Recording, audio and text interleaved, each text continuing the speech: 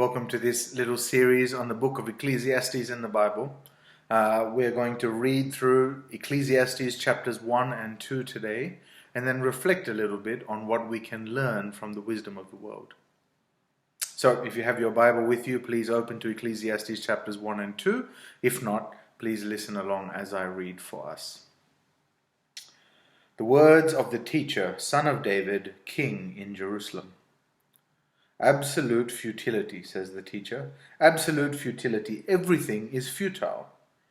What does a man gain for all his efforts that he labors at under the sun? A generation goes and a generation comes, but the earth remains forever. The sun rises and the sun sets. Panting, it returns to its place where it rises. Gusting to the south, turning to the north, turning goes the wind, and the wind returns in its cycles.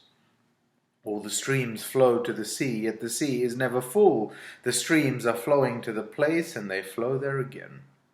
All things are wearisome, man is unable to speak. The eye is not satisfied by seeing, or the ear filled with hearing. What has been is what will be, and what has been done is what will be done. There is nothing new under the sun. Can one say about anything, "Look, this is new"? It has already existed in the ages before us. There is no remembrance of those who came before, and of those who will come after there will be no remembrance by those who follow them. I, the teacher, have been king over Israel in Jerusalem. I applied my mind to seek and explore through wisdom all that is done under heaven.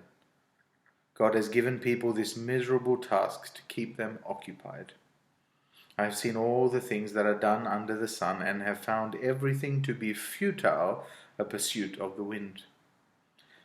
What is crooked cannot be straightened. What is lacking cannot be counted.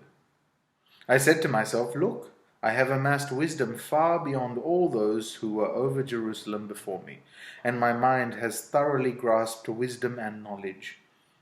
I applied my mind to know wisdom and knowledge, madness and folly. I learned that this too is a pursuit of the wind. For with much wisdom is much sorrow. As knowledge increases, grief also increases. I said to myself, "Go ahead, I will test you with pleasure, enjoy what is good." But it turned out to be futile. I said about laughter, "It is madness," and about pleasure, "What does this accomplish?" I explored with my mind how to let my body enjoy life with wine, and how to grasp folly, my mind still guiding me with wisdom, until I could see what is good for people to do under heaven during the few days of their lives. I increased my achievements. I built houses, planted vineyards for myself. I made gardens and parks for myself, and planted every kind of fruit tree in them. I constructed reservoirs of water for myself, from which to irrigate a grove of flourishing trees. I acquired male and female servants, and had slaves who were born in my house. I also owned many herds of cattle and flocks, more than all who were before me in all of Jerusalem. I also amassed silver and gold for myself, and the treasures of kings and provinces. I gathered male and female singers for myself, and many concubines, the delights of men. So I became great, and surpassed all who were before me in Jerusalem. My wisdom also remained with me. All that my eyes desired, I did not deny them. I did not refuse myself any pleasure, for I took pleasure in all my struggles. This was my reward for all my struggles. When I considered all that I had accomplished, and what I had labored to achieve, I found everything to be futile, a pursuit of the wind. There was nothing to be gained under the sun. Then I turned to consider wisdom, madness, and folly. For what will the man be like who comes after the king? He will do what has already been done. And I realized that there is an advantage to wisdom over folly, like the advantage of light over darkness. The wise man has eyes in his head, but the fool walks in darkness. Yet I also knew that one fate comes to them both. So I said to myself, what happens to the fool will also happen to me. Why then have I been overly wise? Also, I said to myself, that this is also futile. For, just like the fool, there is no lasting remembrance of the wise man, since in the days to come both will be forgotten. How is it that the wise man dies just like the fool? Therefore I hated life, because the work that was done under the sun was distressing to me.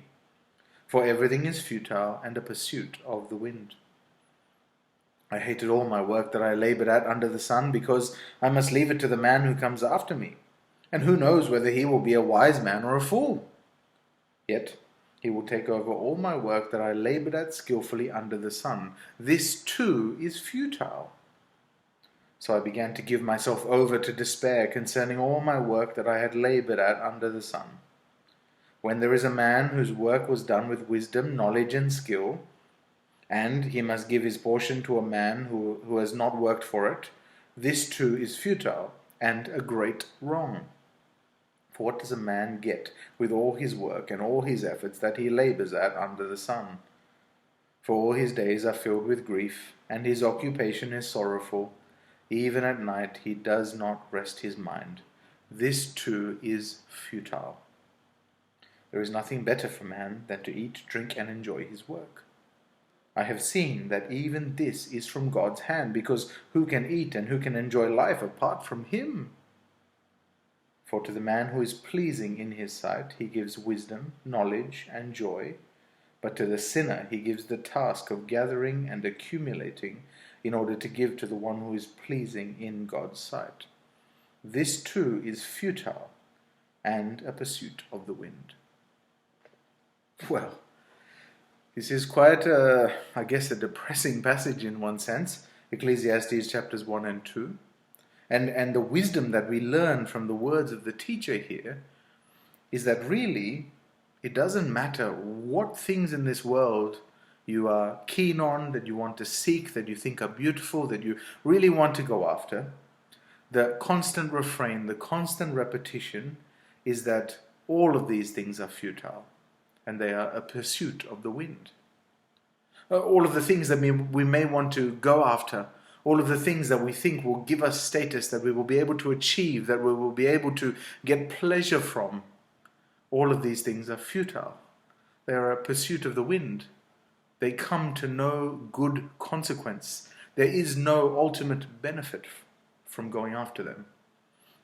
And I think this is a really important passage for us to reflect on, because I think, and I assume that this is the case for you also, that at some point in your life, you have either met or you yourself have been concerned about whether or not living God's way, living Jesus' way, means that you are going to miss out on something.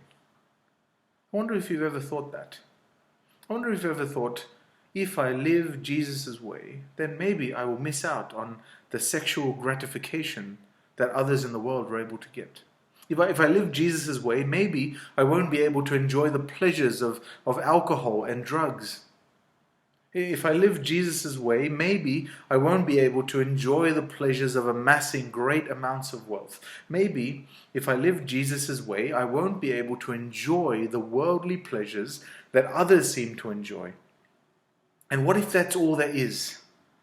What if that's all there is and I don't enjoy them, and so my whole life is filled with suffering, and for what? And it is a legitimate question to ask ourselves, because it is something that often will keep us up at night.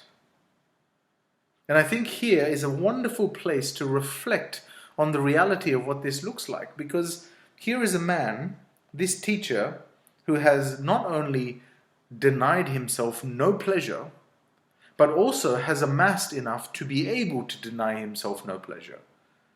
And we learn from him, we learn from his experiences that it doesn't matter what you chase after. Even the things that are inherently good still come to the very conclusion, everything is futile and a pursuit of the wind. And he starts with really all of creation. The sun, it rises and then it sets, and then it just goes back and rises and sets again. The wind It goes to the north and the south and blows, but in the end it just comes back. The water, it goes all the way to the sea. The sea is never filled, and then it just goes around in circles. In fact, it doesn't matter what aspect of creation, there is in fact nothing new. And in fact, if you think you're going to do something that is new and wonderful and beautiful and privileged, actually, chapter 1, verse 10, can one say about anything, look, this is new? It has already existed in the ages before us. There is no remembrance of those who came before and of those who will come after. There will also be no remembrance by those who follow them. In the end, even the ones who are great will be forgotten. And it's not just that. What about wisdom? Well, actually, maybe there's some goodness in pursuing wisdom. There's some value in pursuing wisdom. And even then in chapter 2, the teacher says, yes, like light over darkness, wisdom is surely better than folly. But here's the problem. Chapter 14, second half of chapter 2, verse 14, sorry. Yet I also knew that one fate comes to them both. So I said to myself, what happens to the fool will also happen to me. Why then have I been overly wise? Even the good things, ultimately, what do they lead to? What is the wonderful consequence? Nothing. It is all futility. It is the pursuit of the wind. It's chasing after nothing. And I think this is really helpful for us because it helps us to reflect and see that it is not true. The lie of the world is not true. That you are missing out. You should not have fear of missing out because even after all of these things, in the end, it accounts for nothing. And incidentally, it's not just the teacher. Look at testimonies on YouTube about people like Steve Jobs at the end of their life. Arguably one of the most successful men of the 20th century. Arguably the guy who has done all, who has amassed all the wealth he wants. And hear what he says about how it means nothing. And I think this is really, in a sense, very beautiful despite its negativity, because it helps us to see where true importance lies when it comes to this world. You see, in the end, the writer concludes, the teacher concludes, that even our greatest works, even the things we pursue and toil for, in the end we leave them here when we go past. The reality is that there is nothing particularly wonderful about leaving a big legacy because in the end there is nothing new under the sun. And all of it is chasing after wind and futility. And so actually, what we might as well do then is eat, drink, and enjoy our work. And yet very interestingly, even though we ought to eat, drink, and enjoy our work, the teacher also reflects that even this is from God's hand, because who can eat and who can enjoy life apart from God himself? And I think it's a really beautiful little section. That's chapter 2, verses 24 to 26. And he just reflects, just for a moment, yes, we eat, drink, and enjoy our work because there is nothing else. Everything is futility. But even that comes from God. And so what is really important then is that we are pleasing in God's sight, is that we look to live for God. In other words, we look to live in a way that acknowledges God as the creator, the one who is in charge, the one who knows the best way to live. And actually, living in a way that is pleasing in God's sight actually means that God gives us wisdom, knowledge, and joy. It means we can have relative joy in our circumstances. It means we can have relative joy, knowing that we can enjoy the realities of this life for what good pleasures God does give us, even though they may not amount to much in the long run. Because the reality is that when it comes to the things of this world, God does give us joy.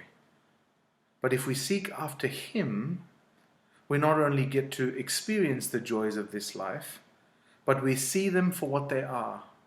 Temporary joys that lead us to the ultimate satisfaction that we get by being in relationship with God, by being God's children, by being in God's family. You see, it may very well be the case that those who are fools and those who are sinful do experience joys in this life, but the joys ultimately are temporary and they lead to nothing. Everything is futile. There is nothing new under the sun. It is all a chasing after wind. And if that is true, whether you are wise or whether you are fools, then surely it's the case that you want to be wise and you want to experience what joys we can eat and drink and enjoy our work. But we want to do that as people who are pleasing in God's sight, because then we know that these joys are temporary and for now, and we enjoy them as we ought. But we also know that being pleasing in His sight, being His children, being those who want to love and follow Him, being those who acknowledge Him as the Creator, our God, we then are those who also know of the lasting joy that comes from a relationship with our Creator.